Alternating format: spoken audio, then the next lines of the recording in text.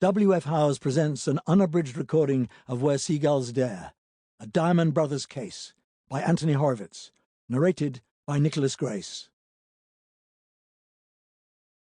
A knock on the door. I still have nightmares about Hare Island. I get into bed and close my eyes, and almost at once I'll find myself in a canoe in the North Sea with waves the size of skyscrapers crashing down on me. I'll see a vicious motorbike gang armed with machine guns chasing me along a road that goes nowhere, and I'll hear the theme tune from Star Wars being played on little bells. I'll be locked in a dungeon one moment, and then, seconds later, I'll find myself falling through the sky without a parachute. And when I wake up, with my head under the pillows and the duvet torn to shreds, I'll think to myself, it was just a bad dream. It can't possibly have happened.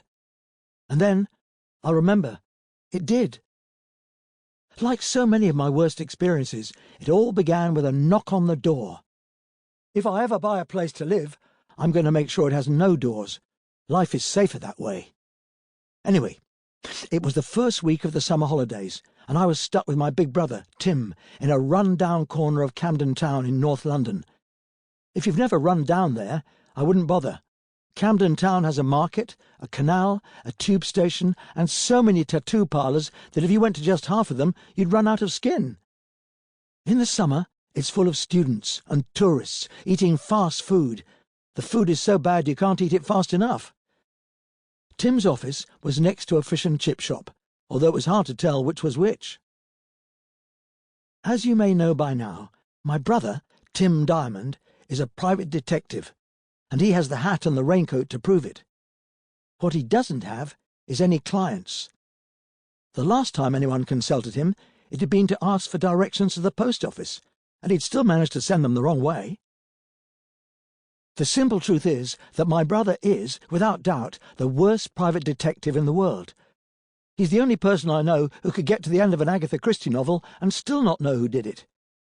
His last case had been 3 months ago, and he just ended up going round in circles. OK, to be fair, the clues had led him to the London Eye on the south bank of the Thames, but it had still been a difficult ride, and I, for one, had been glad to get off. Since then, he had been earning extra cash as an Uber driver, though not much cash, as he didn't have a car.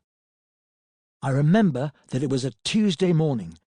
That was the one that came after Monday morning, with Wednesday morning just round the corner. We were sitting at the breakfast table, staring at a miniature box of cornflakes that had come out of one of those variety packs. "Where's the milk?" Sample complete. Ready to continue?